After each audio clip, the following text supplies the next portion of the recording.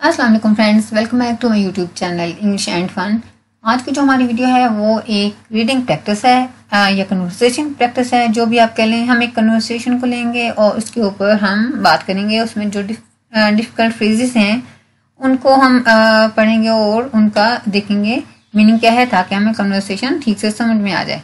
अच्छा जी, कन्वर्सेशन को हम स्टार्ट करते हैं। कन्वर्सेशन हमारी एडवाइस टू ए फ्रेंड, यानी फ्रेंड को दूसरे फ्रेंड को मशवरा। दो फ्रेंड्स हैं, पैट और केटी। पैट जो है डिप्रेस्ड हैं, वो अपने फ्रेंड के पास आते हैं ताकि उनसे अपना प्रॉब्लम शेयर करें और फिर इन रिटर्न उससे उसका कोई हल निकले। अच्छा, पैट कहते हैं, hi Katie, I am calling you to cry on your shoulder, कि मैं आपको कॉल कर रहा हूँ to cry on your shoulder, आपसे यानी कुछ सपोर्ट हासिल करने के लिए। क्राई ऑन समवन शोल्डर ये नहीं होता कि बंदा किसके कंधे पर सर रख के रोए, लिटरल मीनिंग में नहीं हम इसको यूज़ करते हैं। इसका मतलब ये होता है कि किसी से सपोर्ट हासिल करना, मॉरल सपोर्ट हासिल करने के लिए कि बंदा अपना मशवरा उससे अपना प्रॉब्लम शेयर करे, उससे उसकी मॉरल सपोर्ट हासिल हो जाए, इस मीनिंग में यूज होता है cry on someone shoulder. Do you mind if I come over, आपको बुरा तो नहीं लगेगा अगर मैं आ जाऊँ। कम ओवर होता है आ जाना, यानी पहुंच जाना। यानी अगर वो दफ्तर में है या अपने घर में है तो वो कह रहे हैं कि अगर मैं आपके ऑफिस से आपके घर आ रहा हूँ तो क्या आपको बुरा तो नहीं लगेगा। I really need to talk to you, मुझे आपसे बात करनी है, यानी मुझे आपसे बात करने की जरूरत है। तो केटी कहती हैं, of course I don't mind, कि बिल्कुल मुझे बुरा नहीं लगेगा, कम ओवर, आप आ जाएं। I make a pot of T, PAT, तो पैट मैं चाय बनाती हूँ। व्हाट्स द मैटर, मसला क्या है। अब वो पूछें कि है प्रॉब्लम क्या है, तो अब आगे से वो शेयर कर रहे हैं। पैट कहते हैं, it's just that everything is wrong with my life. It's just that, कि बात ऐसी है कि हर चीज़ में जिंदगी में जो है वो बुरी हो रही है। इट्स जस्ट डैट सेंटेंस को शुरू करने के लिए हम यूज़ करते हैं कि बात ऐसी है या बात ये है। इस मीनिंग में हम इसको कह सकते हैं, in the first place there are so many problems at work. सबसे पहले तो बात यह है कि मेरे जो वर्क प्लेस है, जहाँ पर मैं काम करता हूँ, वहाँ पर बहुत ज़्यादा मसले हैं। इन द फर्स्ट प्लेस यानी सबसे पहली बात यह है या सबसे पहले ये चीज़ है, my boss is really out to get me. जो मेरे बॉस हैं वो आउट टू गेट समवन होता है, ये एक फ्रेज है। इसका मतलब ये आता है कि किसी बंदे को टारगेट करके उसको तकलीफ देना, कि कोई बंदा आपको बुरा लग रहा है तो जानबूझ कर उस बंदे को टारगेट करते हैं, उसको किसी ना किसी तरीके से तकलीफ देने के लिए उसको कोई ना कोई बात करते हैं या किसी तरह से तकलीफ देते हैं। उस सेंस में इसको हम यूज़ करते हैं। My boss is really out to get me, जो मेरे बॉस हैं वो मुझे जानबूझ कर यानी मुझे तकलीफ देते हैं। He is on my case for every little thing, वो हर छोटी बात में मुझे यानी ऑन माई केस है, यानी हर छोटी बात में ही मुझे क्रिटिसाइज करते हैं। ऑन समवन्स केस, ये भी एक फ्रेज है। इसका मतलब ये है यानी किसी को काम खाई, किसी को क्रिटिसाइज करना, उसको कुछ ना कुछ कही जाना। He is really on my case for every little thing, हर छोटी बात के लिए वो मुझे क्रिटिसाइज करते हैं। Lately I can't do anything that please him, यानी अब वो कह रहे हैं अब ये सूरत हाल हो गई है कि अब मैं कोई ऐसी काम नहीं कर सकता जिससे कि वो खुश हों, यानी वो किसी मेरी बात से अब वो खुश नहीं हो रहे। Plus he makes me so nervous that I am beginning to make unnecessary mistakes, और कहते हैं इसके अलावा प्लस यानी मजीद ये कि वो मुझे इतना नर्वस कर देते हैं कि अब मुझसे अननेसेसरी मिस्टेक्स हो रही हैं। अननेसेसरी मिस्टेक यानी जो गैर जरूरी मिस्टेक ही कह सकते हैं, या ऐसी मिस्टेक जो बंदा नर्वस होकर बंदा करना शुरू कर देता है। वो कहते हैं ऐसी अब मुझसे गलतियां होनी शुरू हो गई हैं, इतना नर्वस मुझे वो कर देते हैं। अच्छा जी, केटी कहती है, so what's the reason for all that, तो फिर इन सब का जो है रीजन क्या है, क्या वजह क्या है इन सब चीज़ों की। पैट कहते हैं, it's probably because he has problems at home, कि शायद वजह ये है कि उनके घर में मसले हैं, यानी उनके अपने साथ उनके घर में, बॉस के अपने घर में उनके साथ कोई मसले हैं। इसका मतलब पैट का ये ख्याल है। But that doesn't give him the right to take it all out on me, does it.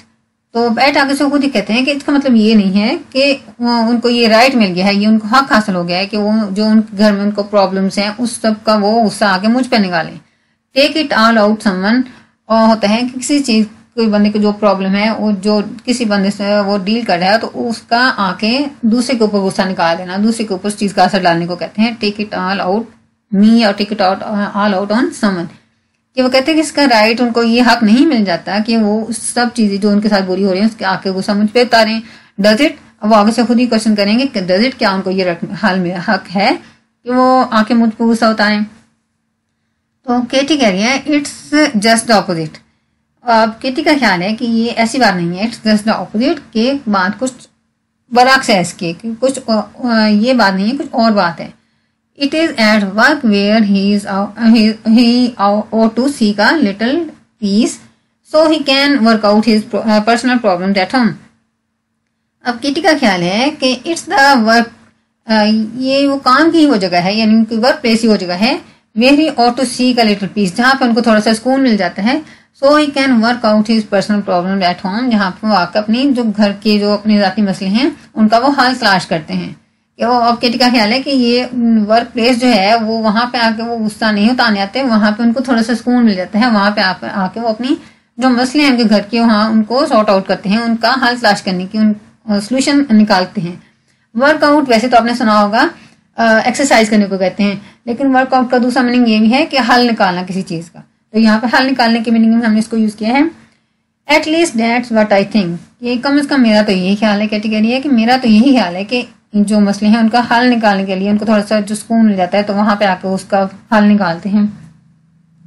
अच्छा, पैट कहते हैं I have the impression that nobody is really happy. मेरा तो ख्याल ये है कि कोई भी शख्स जो है वो खुश नहीं है। इम्प्रेशन वैसे तो आपको पता होगा इम्प्रेशन डालना, लेकिन इम्प्रेशन का मतलब ख्याल के मीनिंग में भी आता है। आई हैव द इम्प्रेशन, मेरा ख्याल है कि कोई भी शख्स खुश नहीं है। The situation at my house doesn't exactly cheer me up either. अब वो पैट कह रहा है कि जो मेरे घर में सूरत हाल है वो भी कोई इतनी रिलीफ देने वाली नहीं है, इतना खुश करने वाली नहीं है। जो पैट है वो जहाँ पे रह रहे हैं, कोई अपार्टमेंट है, वो 2 बंदों के साथ अपना अपार्टमेंट शेयर कर रहे हैं, तो वो वहाँ की सूरत हाल बता रहे हैं कि जो जिन बंदों के साथ मैं रह रहा हूँ वो वहाँ पे भी कोई मेरे साथ सूरत हाल इतनी अच्छी खुशकुन नहीं है।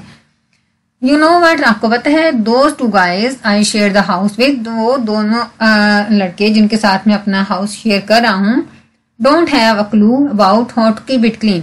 उनको बिल्कुल भी नहीं पता कि घर को किस तरह साफ रखते हैं। डोंट हैव अ क्लू यानी क्लू, वैसे तो क्लू होता है कोई इशारा देना, यहाँ पे आइडिया की मीनिंग में आएगा, यानी उनको बिल्कुल भी ये पता नहीं, उनको बिल्कुल भी आइडिया नहीं है कि घर को कैसे साफ रखते हैं। They don't lift a finger to help me, वो मेरे मदद करने के लिए बिल्कुल भी हाथ नहीं हिलाते। अच्छा, लिफ्ट अ फिंगर भी यहाँ पे हम लिटरल मीनिंग नहीं यूज करेंगे। लिफ्ट अ फिंगर भी एक फ्रेज है, इसका मतलब ये कि हाथ हिलाना, यानी कि किसी की मदद करने के लिए कुछ हेल्प करने के मीनिंग में आता है।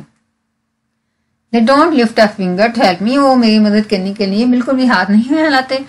Last night I spend 2 hours cleaning the kitchen, जो वो कह रहे हैं कल रात मैंने 2 घंटे लगाए अपना किचन साफ करने में। And while they picked out on pizza and white TV, जबकि उन दोनों ने पिज्जा खाया और टीवी देखा। जो पिग आउट होता है, पिग आउट का मतलब है यानी बड़ा ईगरली किसी चीज को खाना या टूट पड़ा उस चीज पर, या बड़ा जल्दी जल्दी से खाना, जैसे बंदा बड़ा होता है कि उसको हड़बड़ाया हुआ सा या उसको खाने की इतनी होती है कि वो जल्दी जल्दी से उस चीज को खा जाए, इस सेंस में यूज होता है पिग आउट। ठीक है, उन्होंने पिज्जा खाया और टीवी देखा, जबकि मैंने कल रात 2 घंटे लगाए किचन साफ करने में। I am sick and tired of their behaviour, मैं अब उनके रवैये से उकता गया हूँ। सिक एंड टायर्ड होता है उकता आ जाना किसी के रवैये से। अच्छा जी, but that's not the worst, लेकिन ये जो चीज हो रही है यही बदतरीन नहीं है। दैट्स नॉट द वर्स्ट, ये भी एक फ्रेज है, वो कह रहे हैं कि ये ही जो हो रहा है, ये जो बात हो रही है ये ही चीज बदतरीन नहीं है, यानी इससे और भी बुरी चीजें मेरे साथ हो रही हैं। As if that were not enough, यानी ये चीज अब यही चीज बहुत काफी नहीं थी जो हो रही थी, इससे और भी बदतरीन चीजें हो रही हैं। Brad refuses to talk to me, Brad ने जो यानी उसके रूममेट जो दूसरे जो उनके फ्रेंड हैं जो उनके साथ घर में रह रहे हैं, और refuses to talk to me, उन्होंने मेरे साथ बात करने से इनकार कर दिया है। Like out of the blue he has decided he wants his space, यानी आउट ऑफ द ब्लू अचानक से उनको ये ख्याल आ गया है, उन्होंने ये फैसला किया है कि उनको अपनी स्पेस चाहिए, यानी उनको अपना अलग से उनको स्पेस चाहिए कि वो अपना अलग से काम करें और मेरे साथ वो शेयरिंग नहीं करना चाहते। आउट ऑफ द ब्लू होता है यानी अचानक से कोई ख्याल आ जाना, उनको अचानक से अब ये ख्याल आ गया है, ये उन्होंने फैसला कर लिया है कि उनको अपना अलग से स्पेस चाहिए। I really feel like throwing the tall, अब कह रहे हैं पैट कह रहे हैं कि आई रियली फील लाइक, मुझे ऐसा लग रहा है जैसे कि मैं नाकाम हो गया हूँ। Feel like throwing the tall ये भी एक फ्रेज है, यानी इसका मतलब ये है कि बंदे को ऐसा लगना है कि वो नाकाम हो गए हैं, वो आगे जो भी कर रहे हैं वो उस चीज में वो फेल हो गए हैं और उसका कोई हल आगे उनको नजर नहीं आ रहा। अच्छा जी, केटी उनको एडवाइस दे रही है, उनको कह रही हैं काम डाउन कि पुरस्कून हो जाए, calm down PAT and let's look at one thing at time, कि हम जो आपके साथ मसले हो रहे हैं उनको एक एक करके उनको देखते हैं। Look at one thing at a time, यानी एक एक करके उन चीज़ों का देख उनका हल निकालते हैं। I don't think things are as bad as they seem right now, मेरा नहीं ख्याल कि जो चीज़ें आपके साथ हो रही हैं वो उतनी बैड हैं जैसे कि वो नज़र आ रही हैं। एज बैड एज यानी जितनी नज़र आ रही हैं उतना नहीं है बुरा। फॉर अ स्टार्ट, इब्तदाई के तौर पर या शुरू करने के लिए, why don't you make a list of positive things in your life, क्यों ना हम जो आपकी लाइफ में जो पॉजिटिव चीज़ें हैं उनकी लिस्ट बना लें। पॉजिटिव चीज़ें यानी कि जो अच्छी बातें आपकी ज़िंदगी में हैं या जो अच्छी चीज़ें आपके साथ हो रही हैं, क्यों ना हम उनकी पहले लिस्ट बना लें। That way you will realize what your strengths are, इस तरह से आपको पता चल जाएगा कि आपकी स्ट्रेंथ्स क्या हैं। अच्छा, स्ट्रेंथ यहाँ पे ताकत के मीनिंग में नहीं है। स्ट्रेंथ का मतलब यहाँ पे जो अच्छी चीज़ें हैं बंदे में, जो पॉजिटिव बातें हैं, जो अच्छी क्वालिटीज हैं, उनके मीनिंग में है। ये जो अच्छी जिंदगी में उनके साथ अच्छी चीज़ें हैं, किस तरह से आपको पता चल जाएगा कि आपकी कौन कौन सी चीज़ें आपके साथ अच्छी हैं और किस पर आप काम कर सकते हैं। Then we'll make a plan to begin changing the things that are not working with you for you. फिर हम उन चीज़ों के बारे में प्लान लाएंगे जो कि आपके साथ ठीक नहीं हो रही, उसके बारे में हम कोई प्लान बना लेंगे। Things that are not working for you, जो कि आपके साथ ठीक नहीं जा रही चीज़ें, उन पे हम फिर कोई प्लान लाएंगे। You shouldn't let yourself get depressed. आपको अपने आप को इतना डिप्रेस नहीं करना चाहिए, यानी इतना आपको अफसरदा नहीं हो जाना चाहिए। आपकी लाइफ में अच्छी चीज़ें भी हैं। तो पैट कहते हैं, thanks Katie, you know I already feel much better, ये आपका शुक्रिया, मैं पहले आप बेहतर महसूस कर रहा हूँ आपसे बात करके। You really know how to cheer me up, आपको पता है कि कैसे मुझे रिलीफ देना है या कैसे मुझे खुश करना है। तो कैटी कहती हैं, आई केयर अबाउट यू, मैं आपकी परवाह करती हूँ। After all you are my best friend, ये आप मेरे अच्छे दोस्त हैं। And have been from the get go, और शुरू से ही रहे हैं। फ्रॉम द गेट गो यानी गेट गो होता है, ये भी फ्रेज है, यानी जो चीज़ बंदे के साथ शुरू से ही हो रही हो, जो काम हो रहा हो शुरू से, जो बंदे का फ्रेंड हो शुरू से, इस शुरू से होने वाली चीज़ के लिए हम यूज़ करते हैं फ्रॉम द गेट गो, यानी आप मेरे शुरू से ही मेरे फ्रेंड रहे हैं। You can count on me, आप मुझ पर भरोसा कर सकते हैं। For good advice from time to time, यानी वक्तन फवक्तन जो भी आपको कोई मसला पेश आए उसके लिए आप मेरे साथ बात करके मुझ पर भरोसा कर सकते हैं उसकी मशवरे के लिए। ठीक है जी, ये हमारी कन्वर्सेशन यहीं तक की थी। कुछ इसमें फ्रेजेस हैं जो कि हो सकता है आपके लिए नहीं हो सकता है नहीं ना हो। एक बार आप इसको दोबारा से पढ़ लेंगे तो वो आपके माइंड में रह जाएंगे, फिर आप जो भी कन्वर्सेशन करेंगे वहां पे आप उनको अप्लाई कर सकते हैं इजीली। ठीक है, नेक्स्ट वीडियो में हम किसी और टॉपिक को लेकर उसको कवर करेंगे। तो नेक्स्ट वीडियो तक अल्लाह हाफिज।